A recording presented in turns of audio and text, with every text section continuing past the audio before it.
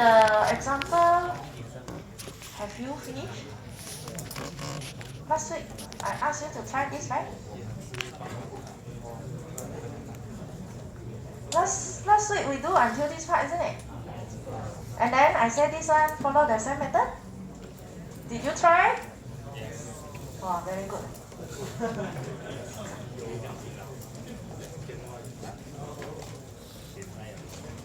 Okay. So for the numbers, also the same. If binary search tree, we need to arrange, follow the smaller and the larger. Smaller put at the left, larger put at the right. Okay? So here we will start with the first one given, which is 45. Then we draw as the root 45. When you go to the second one, 55, put at the right or left? Right, huh?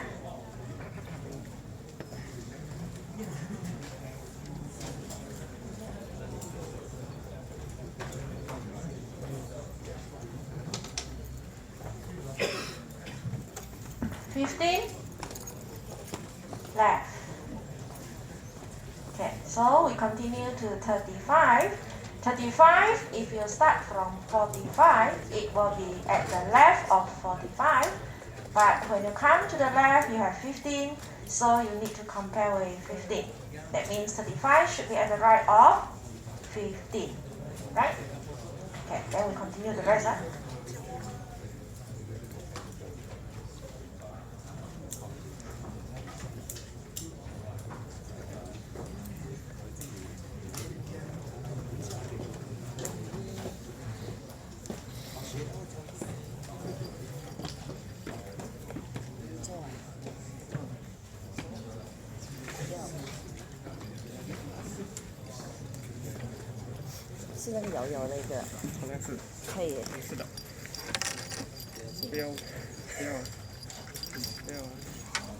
Okay, now for 15, 35, at the right of 15, 65, go to the right of 45 and go to the right of 55, you get 65.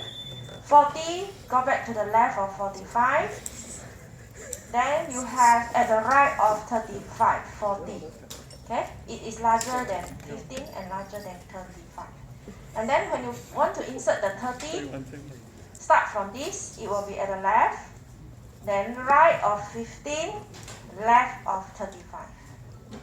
And for 10, it will be smaller than 45, smaller than 15, that's why it's at the left of 15. Where is 75?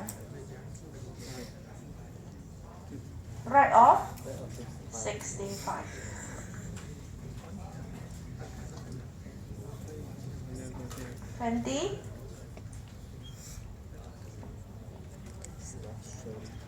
Left of 30. 37. Left of 40. 25.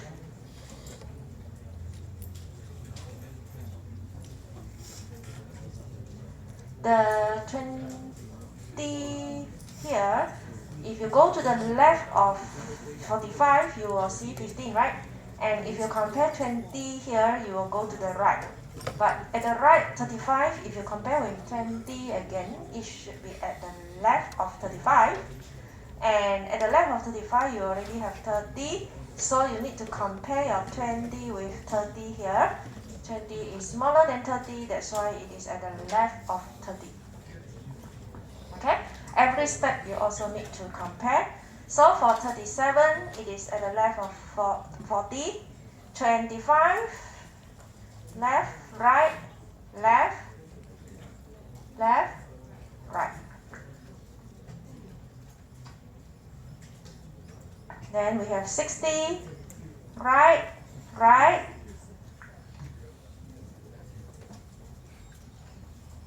23, left, right, left, left, right, left.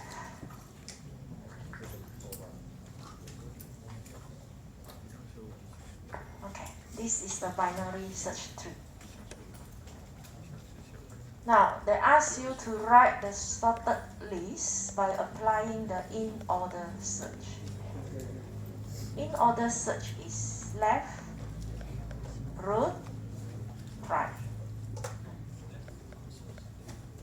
In-order search, huh? Which one is the first one?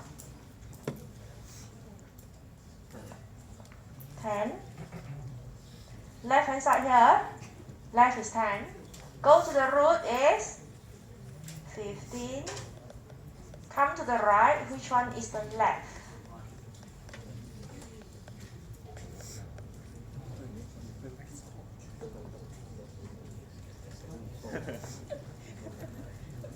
After 15 is,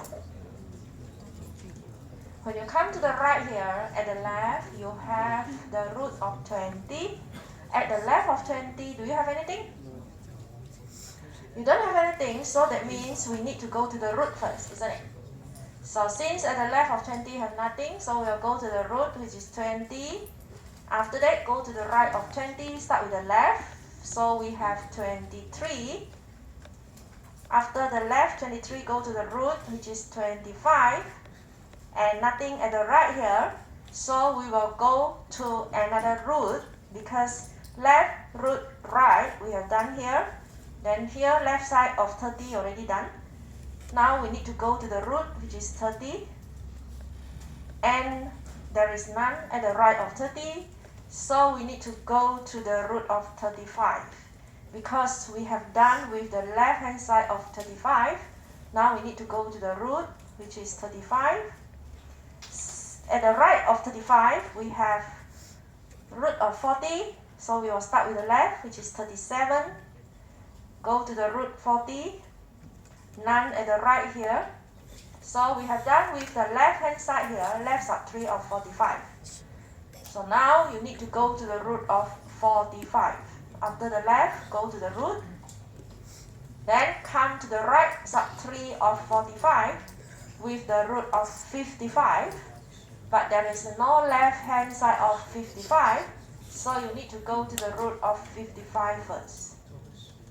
Then only come to the right, start with the left, which is 60, root 65, and the right 75.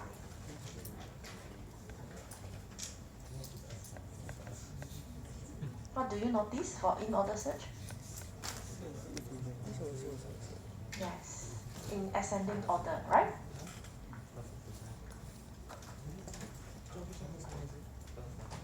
So this is bonus mark. If you draw the tree correctly, they ask for in-order search. Even though you don't know how to do in-order search, you also can get a mark, right?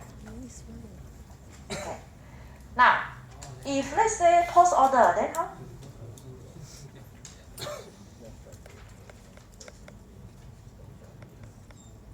Which one first? If post-order. Left is 10. Then after that?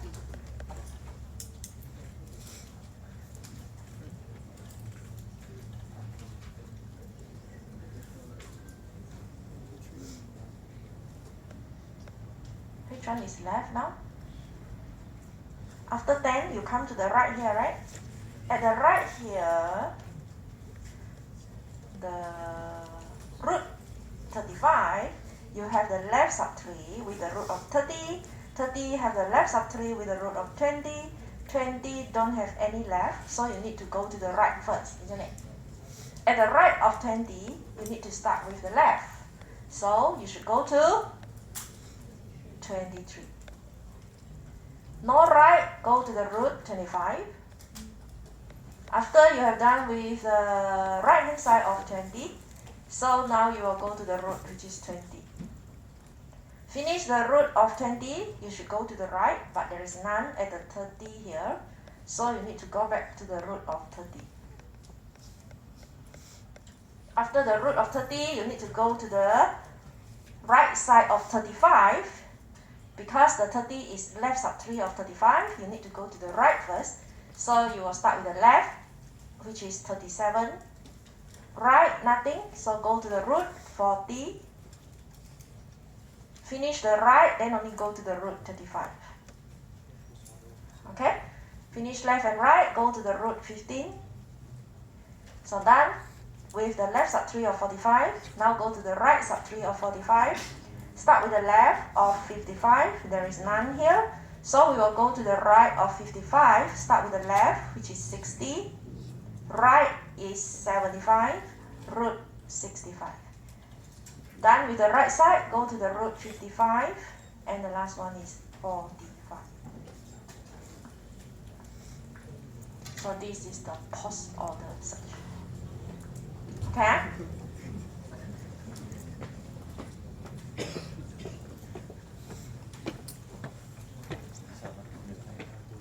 Now we need to find the expected number of comparison, meaning that every number when we want to insert in this binary search tree, how many comparisons we need to do.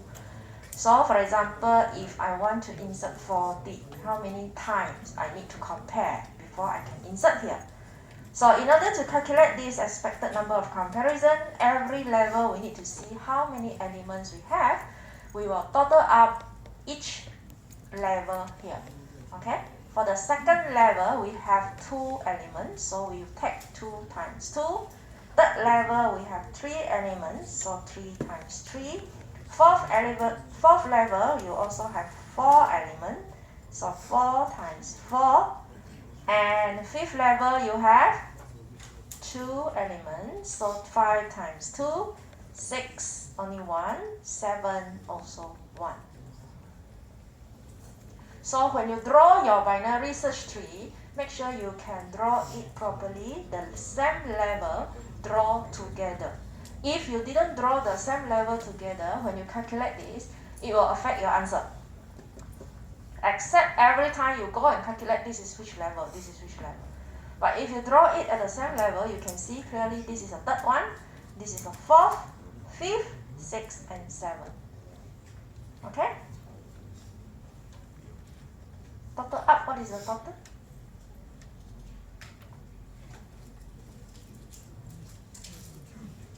So you need to write in full the expected number of comparison.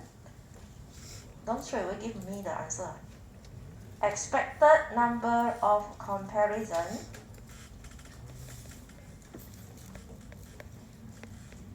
to locate an item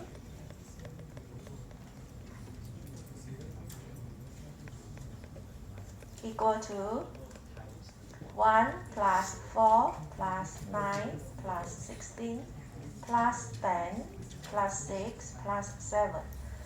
Expected number means the average, so we need to divide by how many elements here? 14?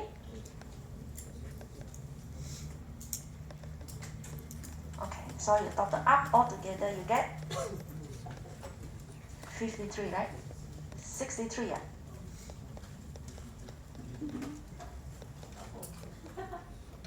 $53 over 14. If you want to change the decimal points, then you take 4 decimal points. If not, leave your answer in this fraction form. Okay? So this is the way how to calculate expected number of comparison. That's why if your binary search tree something wrong here, it will affect all the answer here.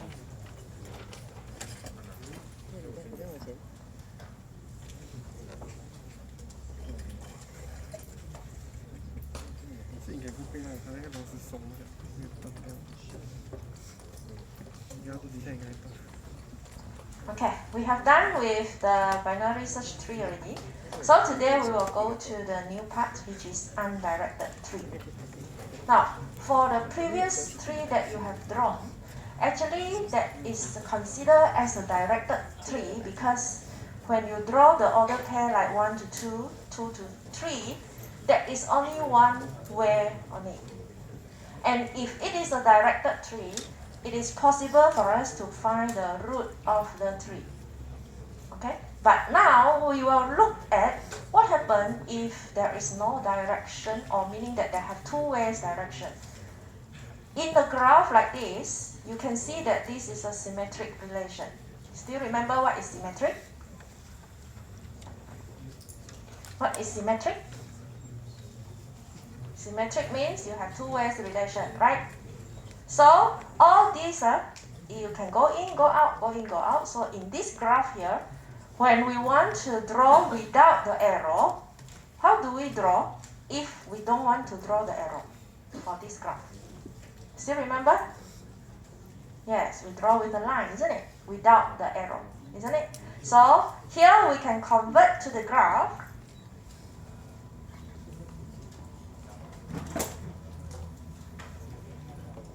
This one you can draw with a straight line. Roughly, you see what is the shape, huh?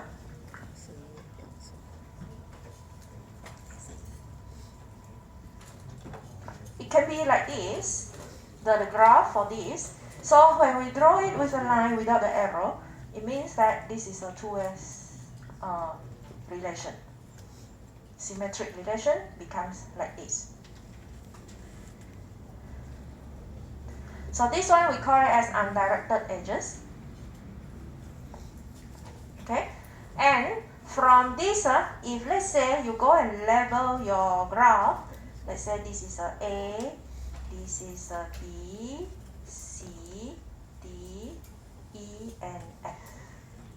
Every vertex, if we level like this, then we will know which one is the simple path.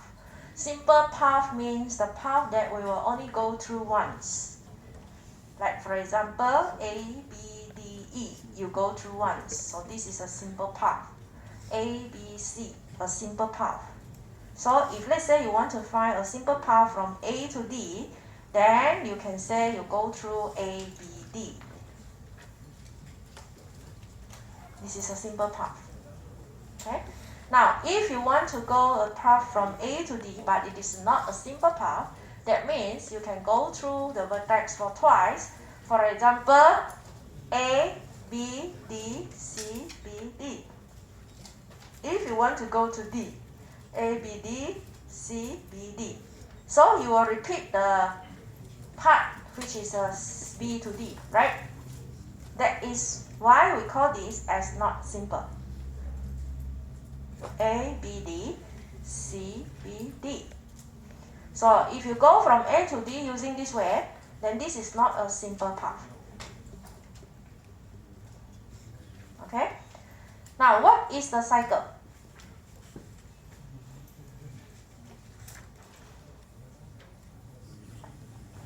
C, B, D, C, right? So a cycle means you start from that vertex and you will go back to the same vertex. So C, B, D, C will be a simple cycle.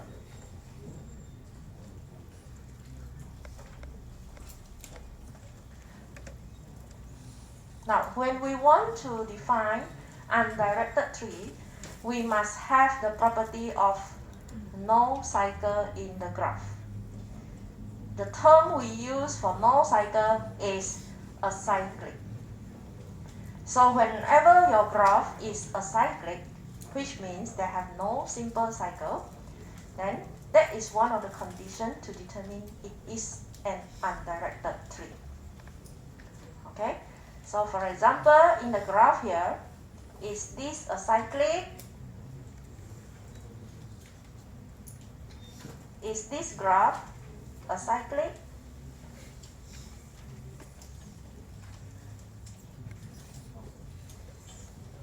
Do you have a simple cycle here?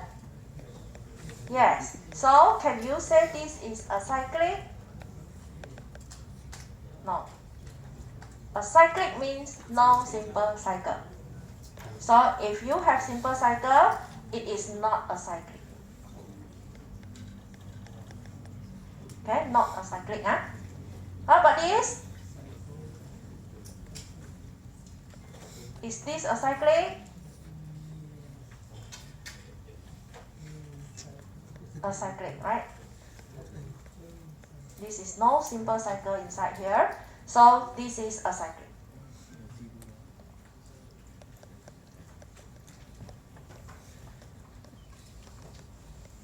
Now another term is a connected graph. This one, of course, you understand already what is connected. Okay, so we look at the example in the 15 here. Is this connected? This graph is connected or not? Not connected. And the second one? This graph is connected. Okay, now you have two terms already, which is acyclic and connected. So if there is a graph, you want to determine it is undirected tree or not, you must fulfill these two, which means it must be acyclic and it must be connected. Then only you can say that it is an undirected tree.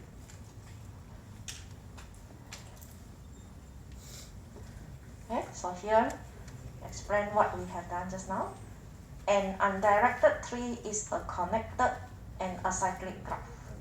So if you have these two conditions in a graph given, then you can say that it is an undirected tree.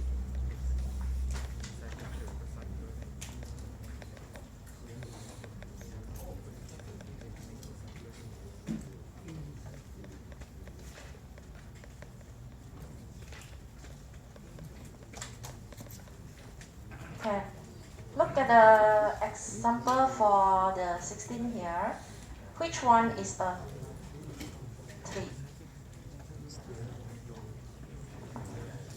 Is this a tree? The left hand side one, is it a tree?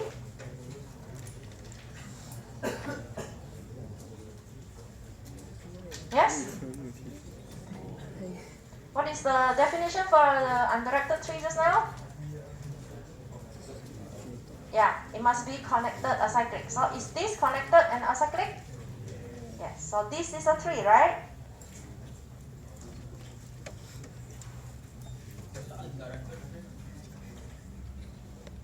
Undirected lah, no direction. Undirected means you can have two ways direction. Okay? Then for this one, is this a tree? Which condition cannot fulfill? Acyclic. So this one is not acyclic. Is this a tree? This is not connected. So both of these also not a tree.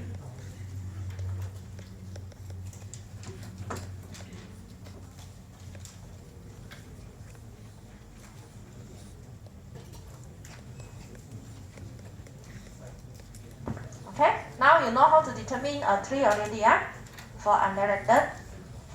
Now for the theorem here, just to recall back in the terms, how do we write it? They say that a graph G is a tree if and only if G is acyclic, and it becomes not acyclic if an edge is added to it. Meaning that the original graph is a tree, but if you add an edge, it becomes acyclic. It becomes not acyclic, right? Because if it is a tree, it must be acyclic. So you can just draw the example like this. You see the original one is without the dotted line.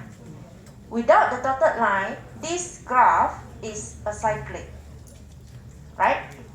But if I add in the dotted line, it becomes not acyclic.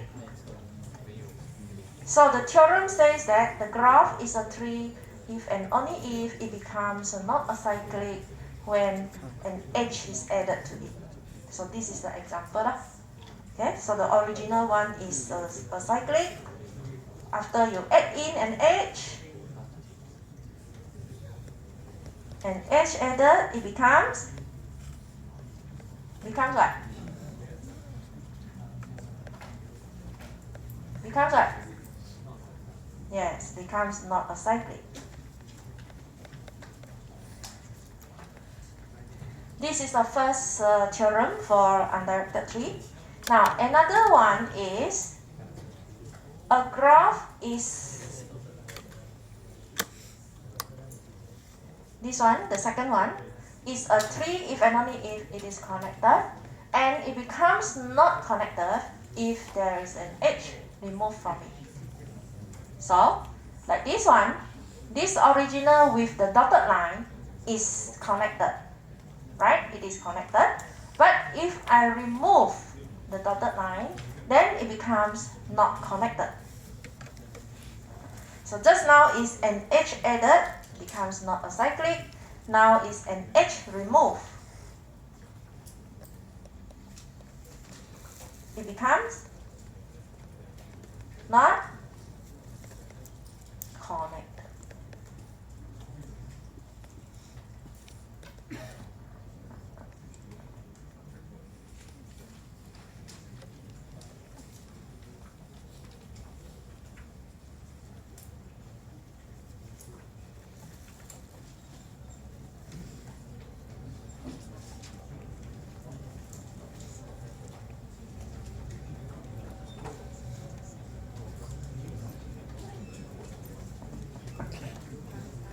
So the conclusion from this theorem is a tree here must be acyclic and it must be connected. Okay. Now for this one, we cannot determine the root. Not like the directed tree, because for the directed tree, we say that if it is a root, the in degree will be 0, right? Because this one you have two ways direction, so we can't determine the root for the undirected tree. That is the difference between directed and undirected tree. Understand? Okay. Now, next one is spanning tree. Let's say you have the symmetric relation, like just now the graph, you have two ways relation. And then, because some of the edges, they are not acyclic. So if you want to find a spanning tree from the relation R given with the symmetric relation, we can actually remove some of the edges in order that it will become an undirected tree. When you remove the cycle, some of the edges of the cycle, it will become acyclic. Not your classmate. Oh, you also don't know. Okay, so now let's say we have this graph here. This is a two-way relation. But can you see there is a cycle here? This one, cycle? Cycle? So it is very obvious that this is not a tree, right? But if I remove some of the edges, for example, I don't want this. I don't want this, I don't want this. So what do I get?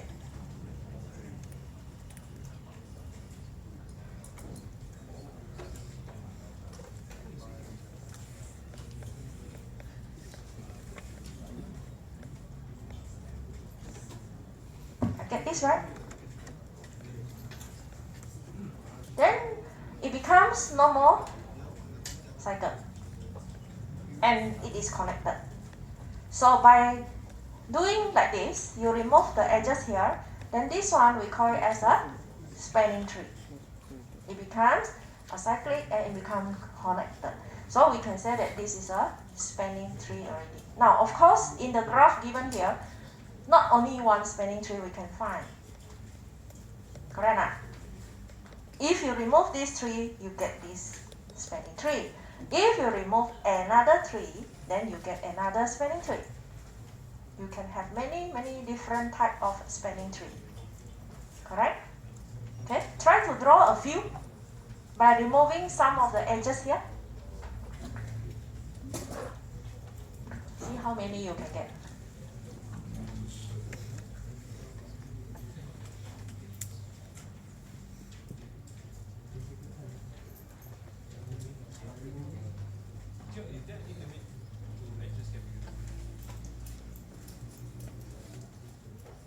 For this, yes. 3. For this is 3.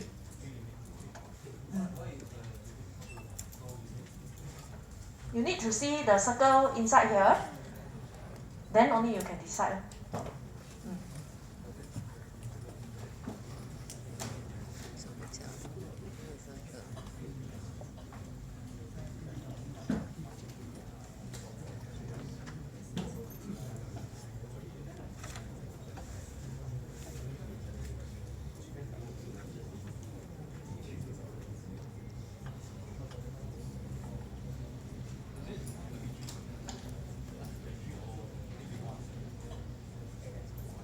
In this case, cannot be 1.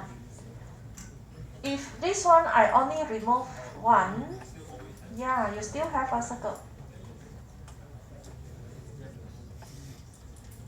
So now I already get another the second spanning tree where I remove this one, and these edges. So I get the second one.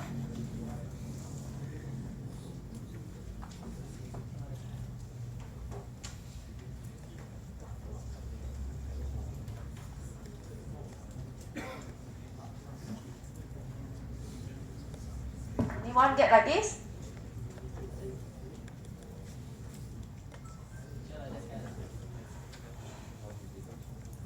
Do you have 5 edges?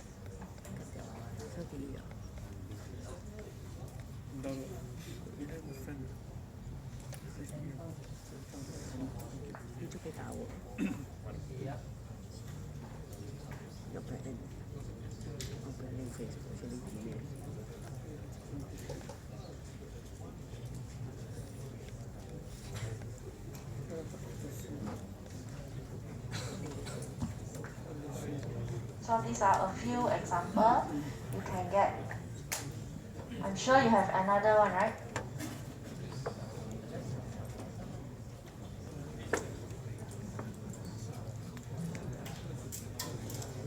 This one up.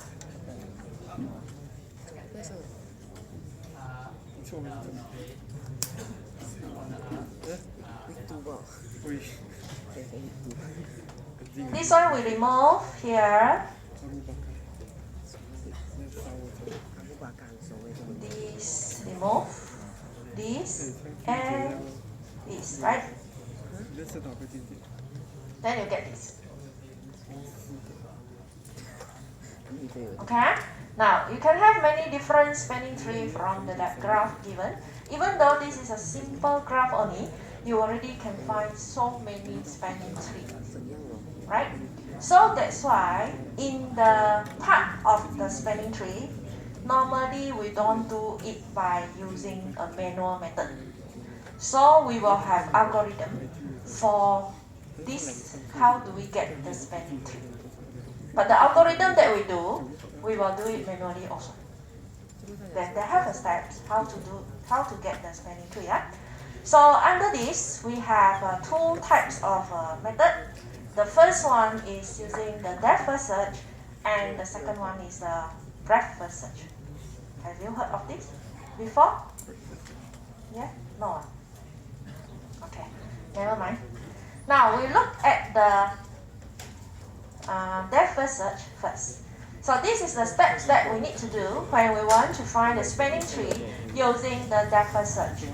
I explain this using the example. So let's say you have a graph given like this, and you want to find the spanning tree with the first point as 1. Start from 1 here. Then they say that 1 as the root. So in this case, they will consider it as one way. Okay? So we will go from 1. But before we can find the spanning tree, right? We can actually form a table to see which vertex were connected to which vertex. Put it in a table form like this. We call this as the list of adjacency.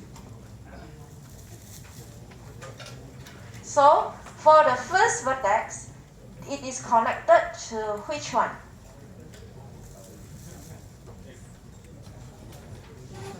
2, 5, 8, right? So for vertex 1, it is connected to 2, 5, 8. We write in ascending order. Now, for the vertex 2 connected to 1, 3, 9.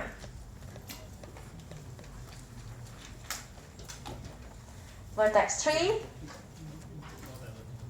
2, 4, 7. Vertex 4, 3, 5.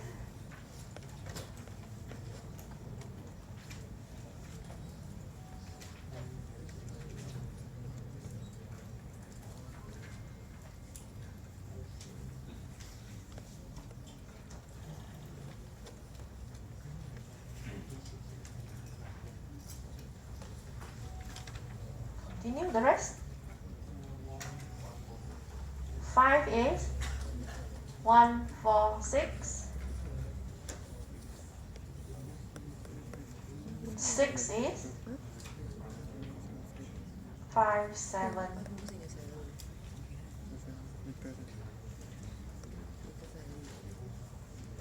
7.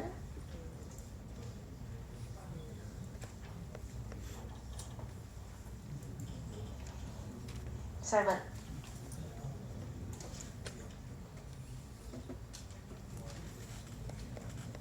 6 only. 3, 6, 8. 8.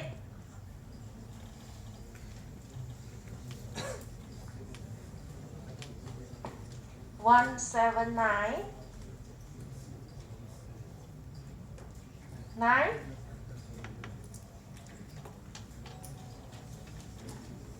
2, 6, 8. Okay, this is a list of adjacency for the graph just now. And when you want to do the depth first search, we will start the question asked for vertex 1. So if I start from vertex 1, first one, I will have 1 here. And then I will go to the vertex which is connected to 1 first. The first one is 2. So I will write 2 after 1. I will go from 1 to 2. Then I will continue to 2, vertex 2 here, and I will see which is connected to 2. Now the first one is 1, so you already connected 1 just now. So that's why we cannot continue to 1 anymore. Meaning that for the depth first search, we cannot go to the same vertex for twice. Okay? Now after you have 1 already, the second one is 3. Meaning that 2 will go to 2 will connected to 3. Then now you come to the vertex 3.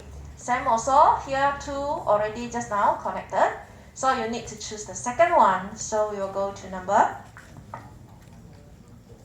4. Okay, go to number 4. Then now the vertex 4 also, you have 3 and 5. So we will connect it to 5. 5 go to 6 go to 7 go to 8 go to any more? No more, right?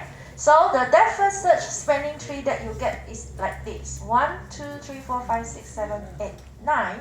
Where it is connected, all of them, the vertices here, and then you can see that there is no cycle inside here, and all the vertices are connected. Not every time it will be a straight line like this. Okay, only for this example, you get like this. So this is the depth first search, and another search that I told you just now is a breadth first search. So for the breadth first search, right? The difference is you start, let's say we start with the same root 1, and this time what we do is this is the depth first search. And for the breadth first search, what should I draw? I draw here. So the root is 1. Then now, just now for the depth first search, I only go to the first one 2. But for the breadth search, I will connect all of them. So meaning that I will have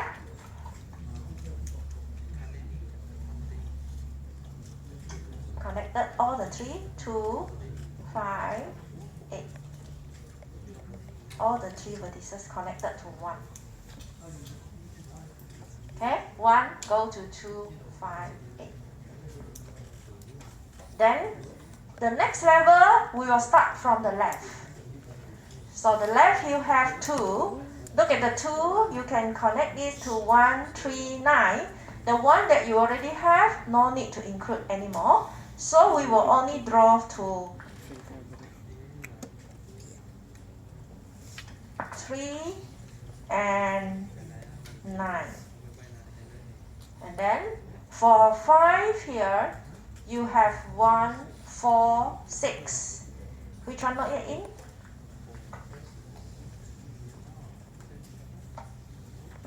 Four and 6. The vertex 8, you have 1, 7, 9. 7.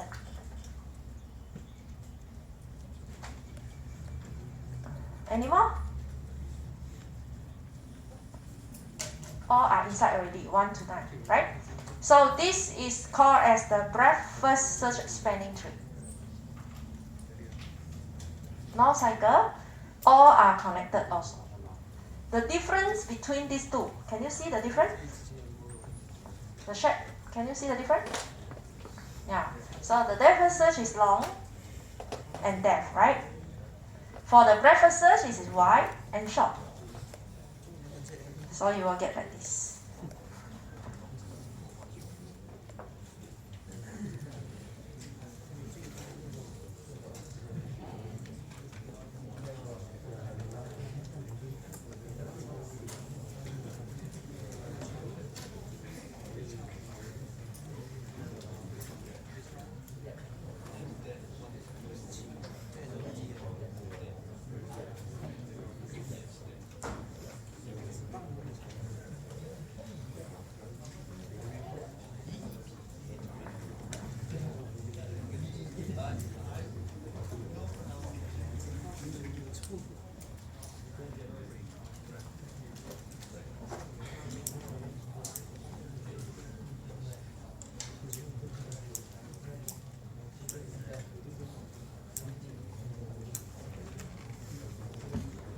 Okay, so for this part, we have a spanning tree with the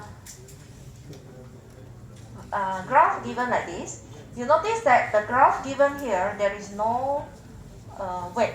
No weight means that you only have vertices like 1 to 2, 2 to 3, but there is no weight given in between 1 to 2, right? So sometimes when we want to find the spanning tree, our purpose is we want to find the minimum cost. Let's say they have a project and they want to determine the distance, each distance, what are the costs. So in this case, if there is a weight given, or another word we call it as a cost, then we can try to find the minimum spanning tree, which we can minimize the cost. So in the following part, we will look at if there is a weighted graph given, how do we want to find the minimum spanning tree with the minimum total weight. So the algorithm that we will use for the following one, we have 2 algorithms also. One we call it as a Prim's algorithm, and another one we call it as a Kruskal algorithm. Okay, so these 2 are the methods that we will look at how to find the minimum spanning tree with the weight given. Can I continue or you need a break? Oh, you need a break. Okay, this one you can answer loudly. Yeah? Now we take a short break now, 5 minutes, then we will continue with the algorithm.